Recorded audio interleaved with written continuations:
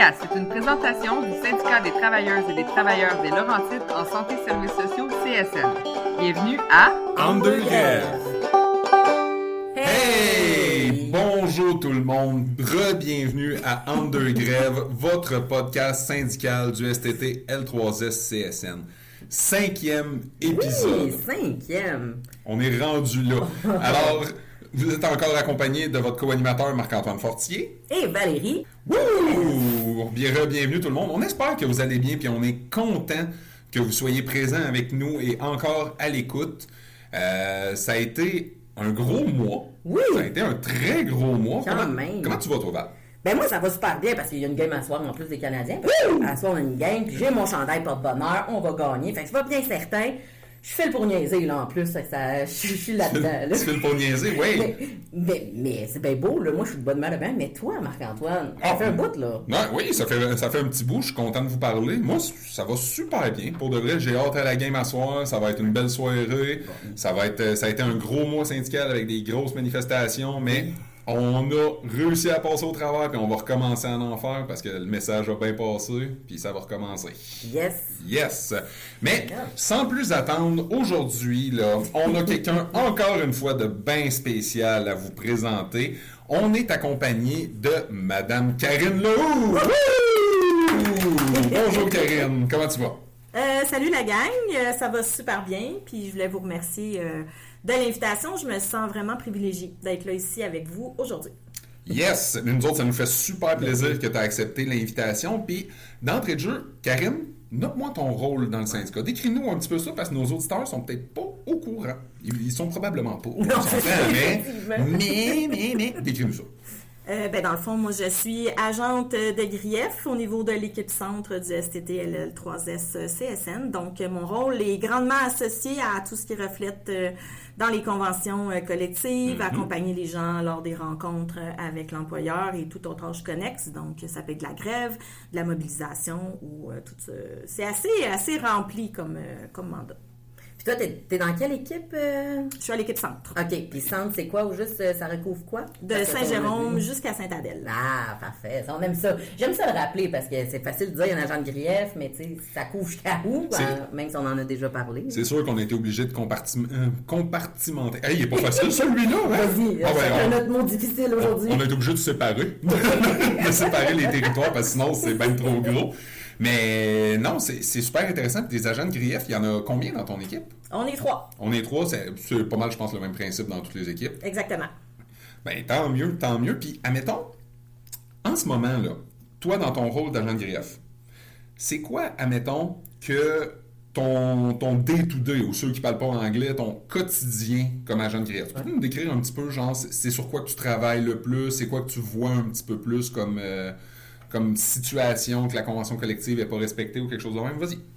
Ben, je pourrais te dire qu'il n'y a pas une journée qui se ressemble. Les journées sont assez différentes, malgré le fait que les sujets peuvent être quand même similaires, mais il y a beaucoup de temps à passer devant l'ordinateur, à la réception et la gestion de certains courriels, autant de la part de l'employeur que de la part des employés. On est vraiment le messager, on est l'entre-deux, donc on s'occupe beaucoup de ça. Des questions de convention collective peuvent être assez variables, autant dans une lettre d'entente d'une annexe que l'article 25 sur les avantages sociaux. Donc, il n'y a vraiment pas une journée pareille. Les types d'emplois sont différents, les départements sont différents, les missions sont différentes, donc les réalités terrain le sont également. Ben oui, effectivement, mais c'est bien beau vous dire qu'aujourd'hui, agent de grief, mais tu pars de quelque part. À un moment donné, je pense pas que tu es né dans la syndicalisation, on va se le dire. Là. Je pense que à voir tout ce que tu vas nous dire en ce moment, je pense pas que tu viens de là, mais tu viens de où avant de devenir agent de grief, de partie de tu connais pas l'histoire de Karine, c'est malade. Elle est née 20 minutes après à syndiquer les médecins de l'hôpital. Ah ouais? C'est ça, peut-être du jour, ça? C'est une légende, comme on dit. Excuse-moi, Karine, vas-y. Faut juste pas te spécifier de quel hôpital. Non, c'est ça, je pourrais être sûr. Dans le fond, moi, je suis préposée aux bénéficiaires. Ça va faire 25 ans le mois prochain que je travaille au CIS de Laurentides. Je me suis promenée beaucoup, mais je réalise que la clientèle là, qui me répond, qui me convient le plus, c'est les personnes âgées. Donc, beaucoup d'années en CHSLD ou en maison des aînés. Je viens d'une famille, d'un entourage non syndicaliste, donc je suis comme la bébête rare dans ma famille. On m'appelle aussi la rebelle, donc j'imagine que ça en fait... ça, c'est le ton noir, oui, en quelque sorte, mais c'est pas un rôle que j'haïs. J'haïs pas ça, honnêtement, de porter le chapeau du mouton noir. Donc, je viens d'une famille là, d'antisyndicalistes.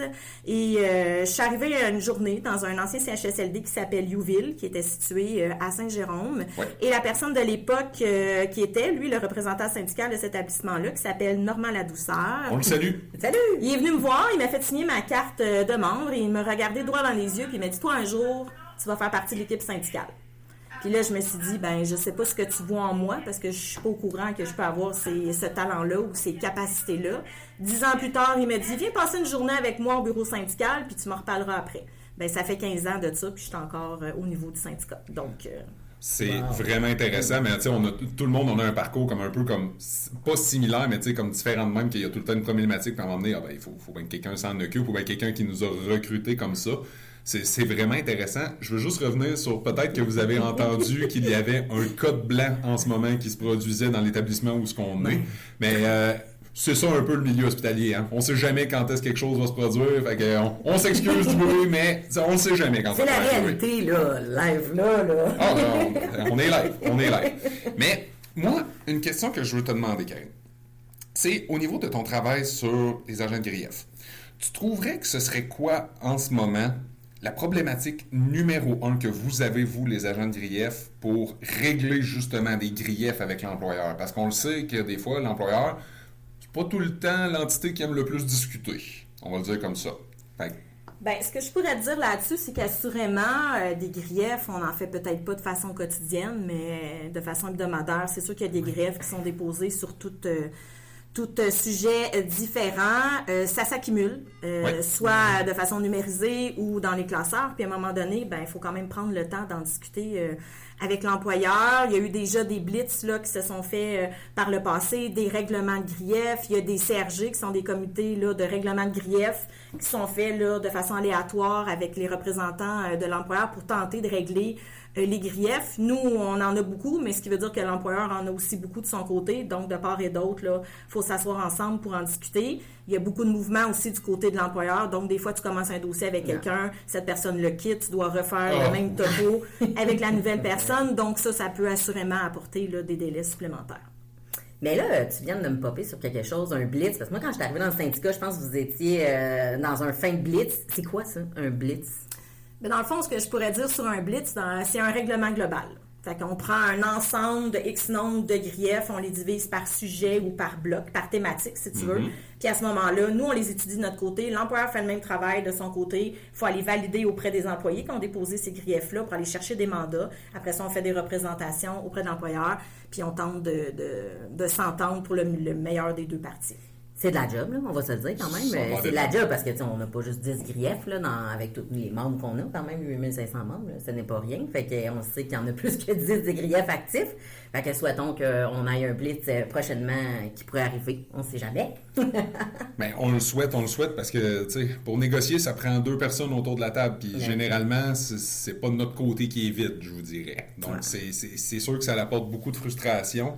Mais en même temps, on est content quand on réussit à avoir ce genre d'activité-là avec l'employeur pour réussir à aller chercher des montants puis faire réparation aux employés. C'est niaiseux, mais je pense, Karine, tu pourrais peut-être me confirmer, c'est votre paye en tant qu'agent de grief quand vous réussissez à aller chercher ça. Là. Mais c'est sûr que ça fait partie d'une condition qui est gagnante, mais je te dirais que peu importe la grosseur du gain à tous les jours, que ce soit un petit règlement de grief, que ce soit une situation sur un plancher que tu es en mesure de pouvoir régler, que tu fais des argumentaires auprès de l'employeur, puis il comprend la situation, puis il fait ce qu'il a à faire pour réparer, comme tu disais, ce qui se passe sur le terrain ou peu importe.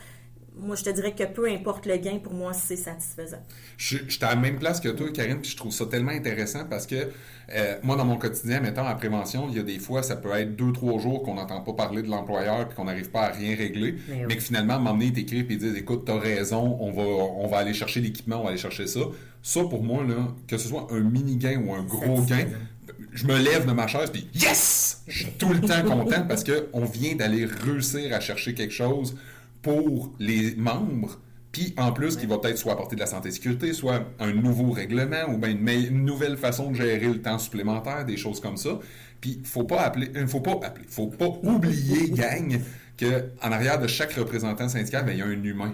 Oui. Mais on est heureux quand on réussit à aller vous chercher quelque chose, puis on est fiers de nous autres, mais on est fiers de vous autres quand on se tient en gang, puis qu'on réussit à faire pression, puis d'aller chercher des gains, là. Pour nous autres, là, c'est la raison pourquoi on rentre au bureau à tous les matins. Carrément. Oh mon Dieu, t'as tellement bien dit. Là, je sais, je suis un Émile Nelligan du monde syndical. Mais c'est satisfaisant parce que, tu sais, comme on disait, l'injustice aussi, c'est ça qui fait partie tu sais, pour moi, c'est ma valeur, tu sais, quand il y a quelque chose d'injuste, tu sais, puis même chose au niveau de l'agent grief, tu sais, parce qu'on sait que l'employeur interprète d'une façon différente que nous, de la convention collective par moment, fait que c'est ça qui fait qu'on fait les griefs aussi à la longue, tu sais. Mais là, moi, je vais aller sur toute autre question. Je sais où quoi, tu sais pas où qu'on s'en va. Là, tu me fais peur, toi, là. Mais non. Imagine un mois. Comment on fait pour changer le monde? Non, T'as 2 minutes, change de ça. Loin de là, cette question-là, là, mais vraiment, en ce moment, on sait avec l'intelligence artificielle, on en parle un peu plus partout. On le voit aussi dans, je pense que c'est Saint-Hubert, des places, qu'il y a des robots genre, qui nous servent, mais on commence à le voir dans notre système qui va commencer tranquillement, puis je n'entends un peu plus parler de plus en plus. Puis ça me fait peur, on ne se cachera pas, tant qu'il y a du positif comme du négatif, mais pour toi, tu penses-tu qu'il peut avoir un impact au niveau de nos travailleurs avec l'intelligence artificielle, que ce soit positif ou négatif? Toi, là, Karine, là, je ne parle pas tout le monde dans le syndicat, tu as le droit de penser comme tu penses toi-même, comme moi, j'ai le droit de penser aussi autrement. Là, ben, je te dirais que mon opinion là-dessus, c'est pas quelque chose que je connais profondément, l'intelligence artificielle. Mm-hmm. C'est pas quelque chose vers laquelle je tends, en tant que représentante syndicale, à utiliser au quotidien pour m'aider dans la création de courriels ou quoi que ce soit. Je suis encore très papier, moi, vous pouvez le voir, là, j'ai des papiers sur la table actuellement. Touche pas le papier, ça fait du bruit. Je suis très amatrice de tablettes, de feuilles. J'aime pouvoir écrire, me laisser des notes, les post-it, ces affaires-là. Fait que j'ai pas une tendance à aller vers l'intelligence artificielle.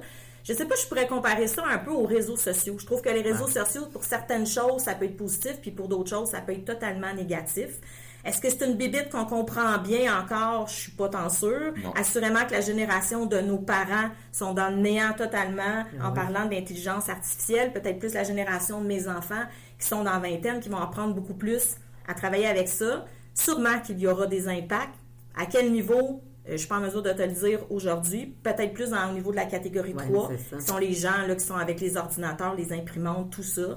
De mon côté, moi, je suis préposée aux bénéficiaires. Fait que je ne sais pas à quel point ça pourrait venir affecter mon travail au quotidien. Mais écoute, moi, je suis préposée aux bénéficiaires. J'arrive pas à concevoir qu'un jour, je vais aller faire des soins peut-être avec un robot avec moi. Puis on va être obligé de parler. Puis là, ça va être quoi? Il va me dire « Ah non, la culotte a débordé. » C'est quoi? Il va falloir que je rentre une commande pour qu'il puisse tourner les clients de la bonne façon? Ah non, ça marche pas. Je veux juste... L'image, hein? J'ai tellement l'image. Ah non, mais ça va être magique, va être buggé. Il va falloir que je fasse un rapport parce que mon robot est buggé. Non, on en rit, mais tu sais... Ah non. Mais au niveau de la catégorie 2, on dirait que j'ai moins pression de le voir, mais au niveau de la catégorie 3, plus pour ma part, mettons, puis toutes les agentes et toute la catégorie 3 aussi, là, inclus, je parle pas juste des agentes, là, mais bien sûr. Mais ça commence à faire peur parce qu'on le voit dans des industries, des compagnies industrielles, qu'il y a beaucoup de machines robotiques qui est là. Mais à un moment donné, ça va être une agente à l'accueil. À un moment donné, ça va être une agente qui va rédiger. Ça sera plus des agentes qui vont rédiger, ça va être des robots, tu sais, puis tout ça. Fait que c'est là, moi, je te dirais que j'ai plus peur au niveau de la catégorie 3, au niveau de la réception. Le contact humain, je pense qu'on de plus en plus, on en aura moins. Puis là, je sais, sûrement, Marc-Antoine va aller sur une joke à quelque part sur François Pérusse tout à l'heure, mais tu sais, c'est ça qui me fait peur, moi, au niveau de l'intelligence artificielle. Je sais qu'on est loin de connaître ça, là, encore, mais...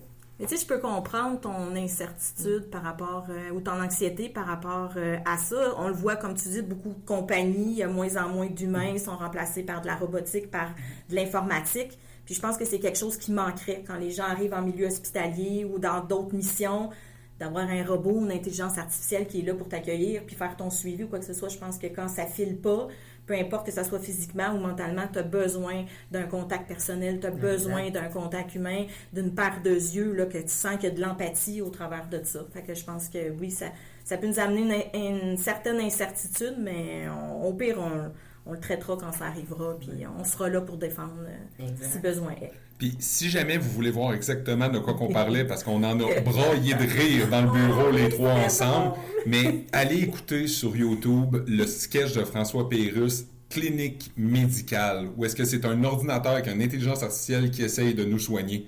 On s'en va directement vers là. C'est drôle, mais à la fin de la journée, c'est peut-être pas si drôle que ça, mais c'est assez mourant. On va essayer de le partager sur nos réseaux sociaux pour que vous puissiez comprendre. Mais c'est épouvantable parce que, selon moi, l'intelligence artificielle, c'est un sujet qui m'intéresse beaucoup. Ça devrait être un outil de travail pour nous autres, mais surtout en santé et en éducation. Ça ne remplacera jamais la touche humaine qu'on peut avoir entre humains. C'est comme ça, tu auras beau rentrer n'importe quelle commande que tu peux dans un ordinateur pour dire tes problématiques de santé, jamais que ça va remplacer ce que nous, nos observations, notre vécu, notre approche avec la clientèle et avec les professionnels. C'est sûr et certain qu'en santé et services sociaux, on ne pourra jamais être tout remplacé, mais ça fait peur, honnêtement. Mais comme tu disais, par exemple, il faut l'utiliser un peu comme outil. Oui. Tu sais, je pense que ce que tu avais dit tantôt, de l'utiliser comme outil, c'est ça qui est pertinent, là, tu sais, à ce niveau-là. J'y vais avec une autre question, t'inquiète, ça sera pas une autre question d'envergure comme ça. Là. C'est ça, gros sujet sérieux. C'est fait! La paix dans le monde. Non, la fille, elle veut y aller, elle veut régler le monde aujourd'hui. Non, c'est pas vrai, au contraire, mais non, je voudrais ça le régler, mais on n'a pas toutes les solutions. Mais toi, tu penses-tu qu'aujourd'hui, là, avoir un syndicat, ça a toujours une importance aujourd'hui en 2026? Bonne question. Assurément, parce que je ne serais pas assise ici avec vous autres aujourd'hui si je n'y croyais pas. Je crois beaucoup au mouvement collectif. Je pense que c'est nécessaire. Il y a eu des gens qui, bien avant nous, ont fait certaines batailles pour qu'on puisse obtenir les gains qu'on a aujourd'hui, autant au niveau du régime de retraite, de la carte d'assurance maladie, des droits parentaux, des congés de maternité. Des fois, on pense que ces gains-là sont arrivés comme ça, qui nous ont été offerts sur un plateau d'argent, mais c'est vraiment pas ça. Il y a les combats qui ont été faits par rapport à ça. Et dans notre quotidien, le syndicat a encore son importance, malgré peut-être que certaines personnes là pensent le contraire. On est là pour des raisons. Puis on en parlait tantôt des gains. Des fois, quand tu fais un petit gain, c'est pas tout le monde qui est au courant de ce petit gain-là, mais la personne pour qui ça peut changer un aspect financier, un aspect de ne pas perdre son titre d'emploi, de ne pas perdre son travail, ça a une importance majeure. Puis étant donné que c'est des dossiers qui sont confidentiels, le syndicat peut pas se permettre de les publiciser tous ces gains-là. Donc, certains, si c'est fait en masse, c'est quelque chose qu'on peut un peu plus là, publiciser. Des fois, on perd. C'est sûr que ça arrive. Des fois, on va gagner. Des fois, on a l'expérience d'avant. On se reprend différemment pour le dossier similaire de la fois d'après. Mais assurément, la solidarité, elle doit être là. Dans les assemblées, on voit les gens là, qui se présentent. C'est important. À une certaine époque, c'est une petite tranche de vie là, que je vous sers là en ce moment. C'est une ancienne. Oui, c'est une ancienne. À une certaine époque, à Saint-Jérôme, quand j'étais présidente, on avait loué la salle à l'auditorium dans l'ancien pavillon de la psychiatrie. Et il manquait de place pour que les gens puissent s'asseoir. Donc, on est obligé de louer des chaises supplémentaires pour que les gens puissent participer. Je me souviens encore, nous étions 147 personnes à cette assemblée-là et c'était sur les propositions d'un prochain cahier de négociation en vue d'un renouvellement de convention collective. Et à cette époque-là, on ne fournissait pas la petite sandwich au jambon.